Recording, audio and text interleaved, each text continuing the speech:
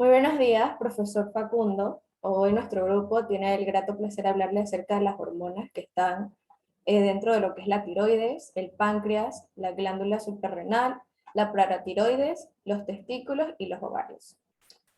Como primero, pues vamos a hablar acerca de las hormonas tiroideas. Estas comprenden lo que es la tiroxina, que es la T4, y la triotironina, que es la T3.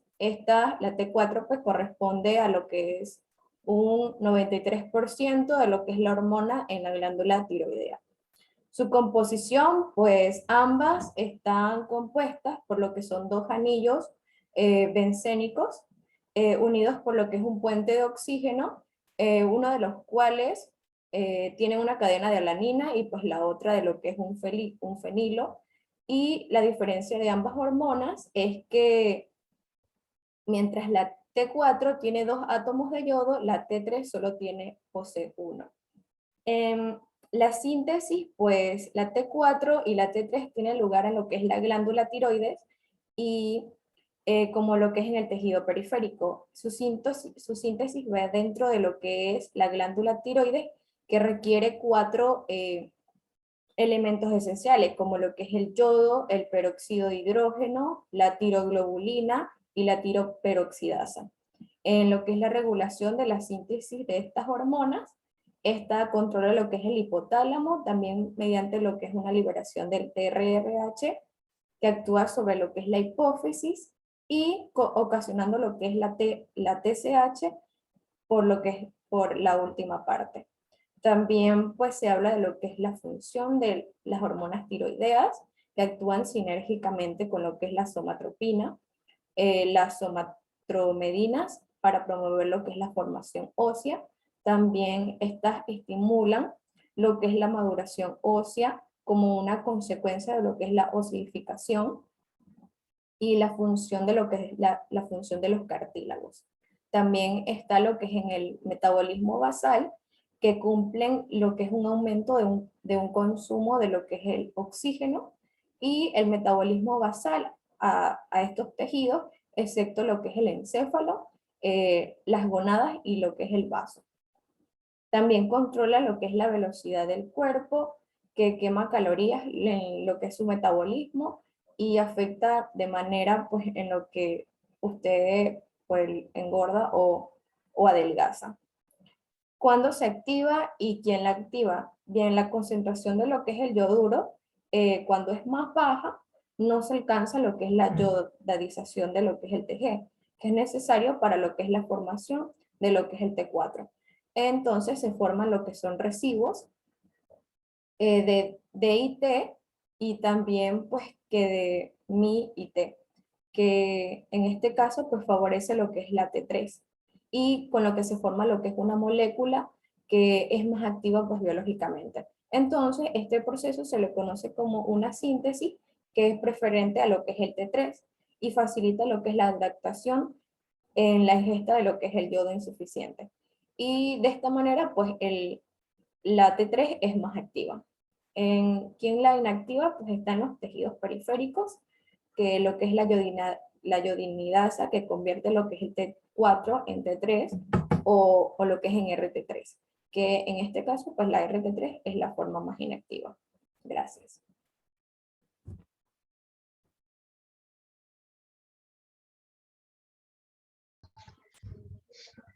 Bueno, yo les voy a hablar acerca del páncreas.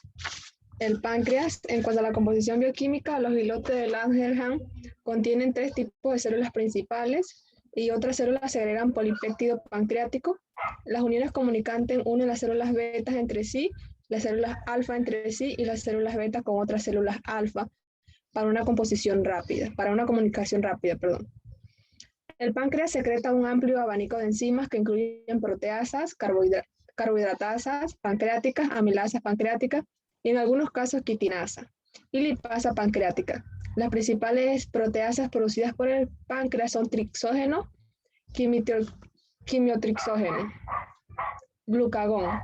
El glucagón regula la secreción de glucagón. El principal factor que regula la secreción de glucagón es la glucemia. La hipoglucemia estimula la secreción del glucagón.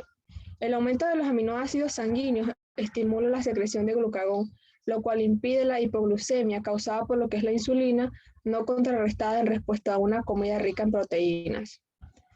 Algunas acciones del glucagón, se puede decir que el glucagón aumenta la glucemia. En esta acción podemos mencionar que aumenta la glucogenólisis e impide la incorporación de glucosa al glucógeno. Otra acción del glucagón es que el glucagón aumenta la concentración sanguínea en ácidos grasos y cetoácidos. En esta podemos mencionar que el glucagón aumenta lo que es la lipólisis. De hecho, la inhibición de la síntesis de ácidos grasos deriva lo que es sustrato hacia la gluconeogénesis. Otra acción, el glucagón aumenta la producción de urea. Los aminoácidos se utilizan para la gluconeogénesis, que es la estimulación del glucagón, y los grupos aminos resultantes se incorporan a lo que es la urea. Cuando el cuerpo necesita más azúcar, el páncreas produce glucagón y lo libera para que llegue a las células. Este se crea en los islotes pancreáticos, más concretamente en las células alfa, a diferencia de la insulina que se crea en las células beta. En cuanto a la insulina contiene una cadena A y una cadena B que están unidas por dos puentes de disulfuro. La proinsulina se sintetiza en forma de péptido monocatenario dentro de los gránulos de almacenamiento. Entonces las proteasas eliminan lo que es un péptido conector, un péptido C, para producir lo que es la insulina. El péptido C se empaca y se segrega junto con la insulina, y entonces la concentración se utiliza para controlar lo que es el funcionamiento de las células beta en los diabéticos que reciben lo que es la insulina exógena. Lo que es la regulación de la secreción de la insulina, podemos mencionar la glucemia, que es el principal factor que regula la secreción de insulina. El aumento de la glucemia estimula la secreción de la insulina. Un incremento brusco inicial de insulina va enseguido de una secreción mantenida. B. Otro sería el mecanismo de secreción de insulina, que la glucosa es el estimulante de la secreción de insulina que se une al receptor. Lo que es el receptor de insulina, este está presente en los tejidos dianas de la insulina y es un tetrámero con 2 subunidades alfa y 2 subunidades beta. En cuanto a lo que son las acciones de la insulina, podemos mencionar que la insulina actúa en lo que es el hígado, el tejido adiposo y el músculo. Entre una de sus acciones podemos mencionar que la insulina disminuye la glucemia por algunos de los mecanismos. Entre estos podemos mencionar que aumenta la captación de glucosa en las células diana y que estas van dirigiendo a la inserción de los transportadores de glucosa en las membranas celulares. También promueve lo que es la formulación de glucógeno a partir de glucosa en lo que es el músculo e hígado, y lo que inhibe simultáneamente la glucogenólisis. También disminuye la gluconeogénesis. Otra acción sería que la insulina disminuye las concentraciones sanguíneas de ácidos grasos y cetoácidos. En esto podemos decir que el tejido adiposo, la insulina estimula el depósito de grasa e inhibe la lipólisis.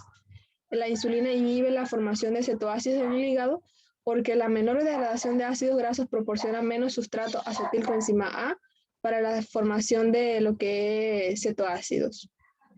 Otra acción sería la insulina disminuye la concentración sanguínea de aminoácidos.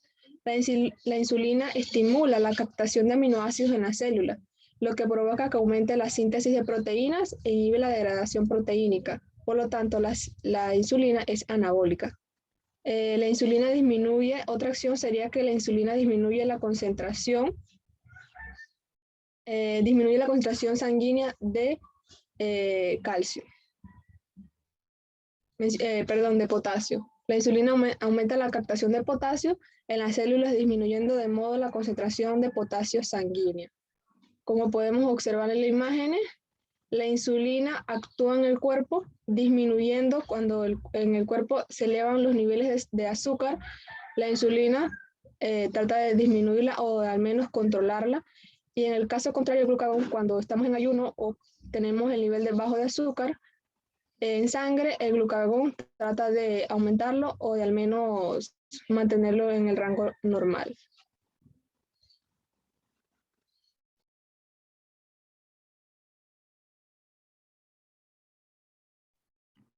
Glándula suprarrenal. Bien, la glándula suprarrenal es un órgano retroperitoneal. Las glándulas suprarrenales son glándulas pequeñas en forma triangular que es aproximadamente del tamaño de la parte superior del pulgar y tiene un peso aproximado de 10 gramos. Estas están ubicadas en la parte superior de cada riñón. La parte externa de las glándulas es llamada corteza y produce lo que son las hormonas esteroideas como cortisol, aldosterona y hormonas que pueden ser convertidas en testosterona. La parte interna de la glándula es llamada médula y esta produce lo que es la epinefrina y norepinefrina. Estas hormonas también son llamadas adrenalina y noradrenalina. Los trastornos de las glándulas suprarrenales provocan que sus glándulas produzcan demasiadas o no suficientes hormonas. Cuando las glándulas producen más o menos hormonas de lo normal, podemos enfermarnos y esto puede suceder desde el nacimiento o más adelante en la vida. Muchas enfermedades pueden afectar a las glándulas suprarrenales, tales como son las enfermedades autoinmunitarias, las infecciones, los tumores y el sangrado. Algunas son permanentes y algunas desaparecen con el tiempo. Los medicamentos también pueden afectar a lo que son las glándulas suprarrenales. La pituitaria es una pequeña glándula en la parte inferior del cerebro que libera una hormona denominada ACTH, que es importante para estimular lo que es la corteza suprarrenal, y las enfermedades de la glándula pituitaria también pueden causar lo que son problemas en la función suprarrenal. Algunas de las glándulas suprarrenales segregan hormonas que pueden ayudar a regular lo que es el estrés y el metabolismo y complementar otras glándulas. ¿Dónde se sintetizan? Bueno, estas se sintetizan en lo que es el intermediario pregnolona, que se realiza en la mitocondria a partir de aquí en el retículo endoplasmático liso. Todo este proceso de síntesis es estimulado por lo que es la hormona adenopoficiaria, ACTH, y las hormonas córtico-adrenales no almacenan y su tasa de síntesis se corresponde directamente con su tasa de secreción. La función que cumple es que las glándulas suprarrenales actúan con el hipotálamo y la hipófisis del cerebro. ¿Cuándo se activa? Cuando la aldosterona activa un receptor específico cuya naturaleza está menos identificada que la de los demás receptores esteroideos, quizás porque se encuentre en muy baja concentración de las células aldosterona sensibles. Y esta se inactiva cuando se realiza a nivel hepático mediante lo que es la conjugación con ácido glucurónico o sulfato, y su posterior excreción se realiza lo que es en la orina. Gracias.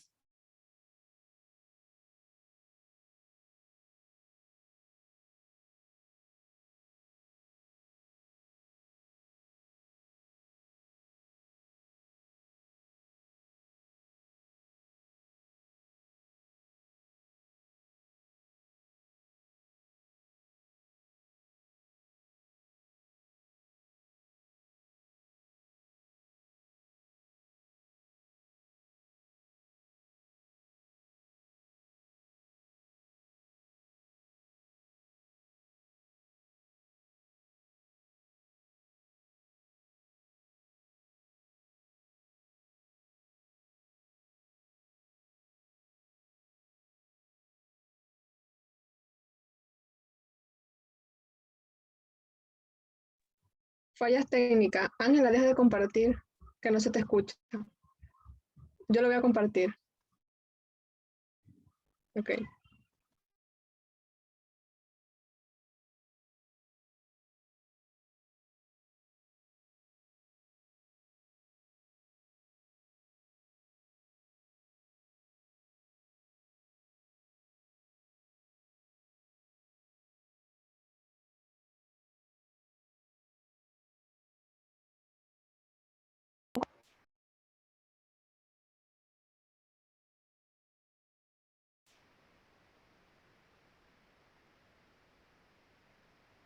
Ok.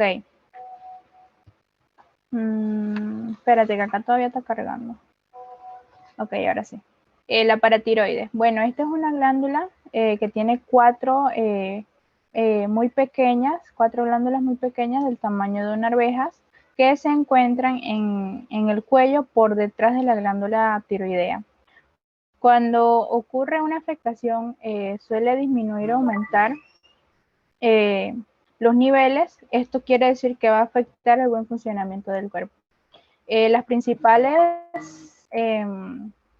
de las glándulas paratiroideas sintetizan y segregan PTH, que es paratiroides, es una proteína de 84 aminoácidos. Las glándulas paratiroideas producen una hormona que es PTH, que controla los niveles de calcio y de fósforo en la sangre, y dicha hormona es una sustancia química que le indica al organismo cómo controlar los niveles de calcio. Esta se sintetiza y es secretada en las células principales de las glándulas paratiroideas. Una vez sintetizada, el PTH es almacenada en vesículas y gránulos secretores en el interior de las células paratiroideas principales. Su función principal, como ya lo mencioné, es tener unos niveles de calcio en la sangre adecuados, controlados. Esto permite que el cuerpo tenga un funcionamiento adecuado en lo que son los músculos y los nervios. Y el principal regulador de la secreción de PTH es la concentración de calcio iónico que hay en la sangre. Siguiente.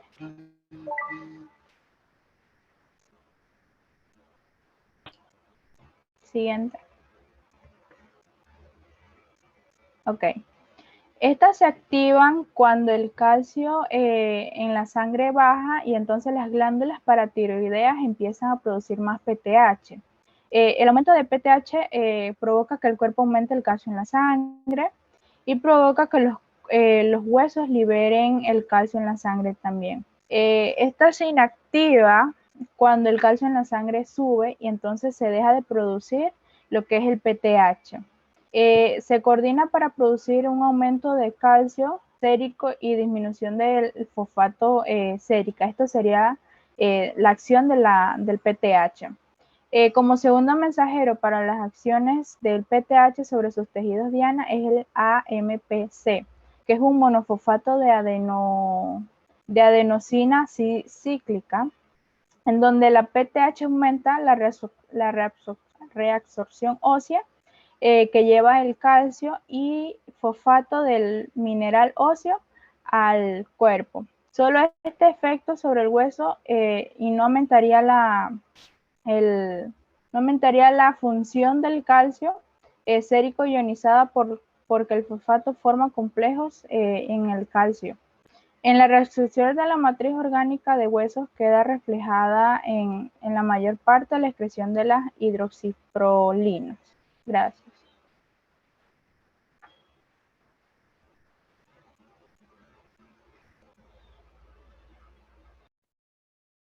Bueno, en el caso de los testículos, la principal hormona que se sintetiza es la testosterona.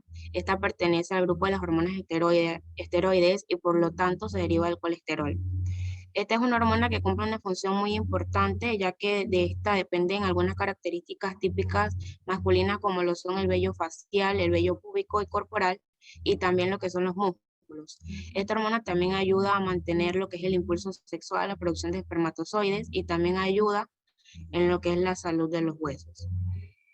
Bueno, esta se controla por medio del hipotálamo, que es la que controla lo que es la función testicular mediante la hormona liberadora de gonadotropina, al estimular lo que son las hormonas hipofisiarias, LH y FSH.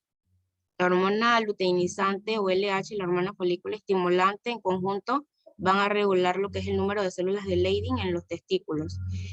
Bueno, las células de Leydig cumplen una función muy importante, ya encargadas de segregar en lo que es la testosterona.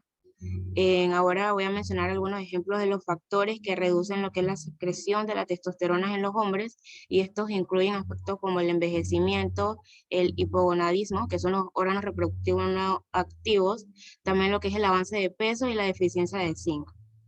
Siguiente. En el caso de los ovarios son los encargados de sintetizar dos hormonas importantes en lo que es el funcionamiento de la mujer. Estas son el estrógeno y la progesterona. En este caso, primero hablaremos del estrógeno estradiol, ya que es el que se sintetiza principalmente en los ovarios. Su función es preparar el aparato genital femenino para la ovulación y también para lo que es la fecundación. Además, intervienen en el metabolismo de las grasas y el colesterol. Disminuyen la tensión arterial, disminuyen las grasas corporales, también protegen los huesos y junto a los andrógenos la libido.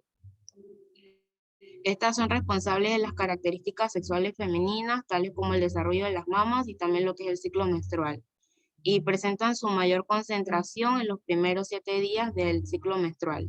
Es estimulado por la hormona folículo estimulante FSH, que a su vez es controlado por la hormona liberadora de gonadotropina. Se pueden mencionar 2 etapas del estradiol durante lo que es el ciclo menstrual. Primero se da lo que es la fase folicular, en donde ocurre un aumento del estrógeno.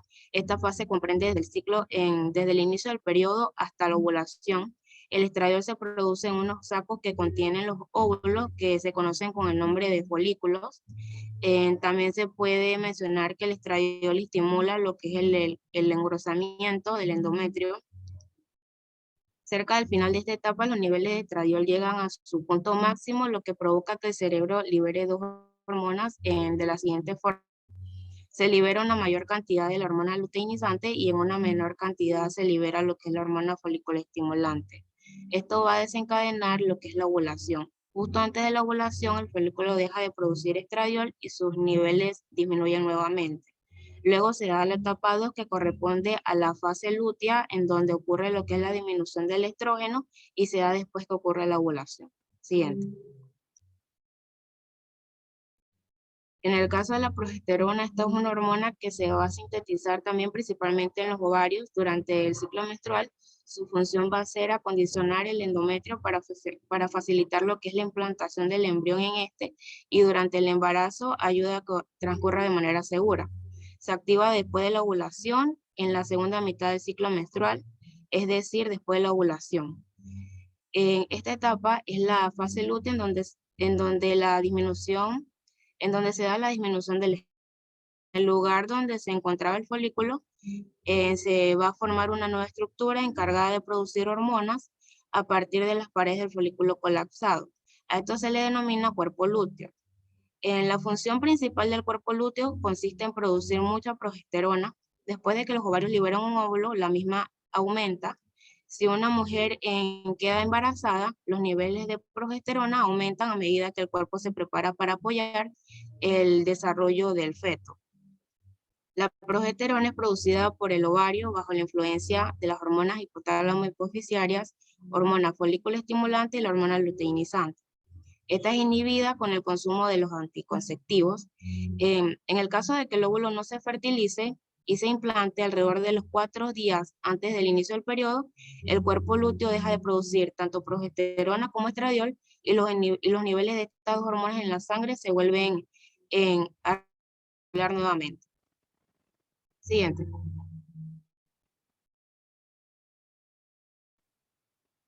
Bueno, aquí tenemos una tabla en la que se representan algunos valores de referencia, algunas hormonas como la FSH, la LH, el estradiol, la prolactina, progesterona y la antimuyerina. Siguiente. Muchas gracias.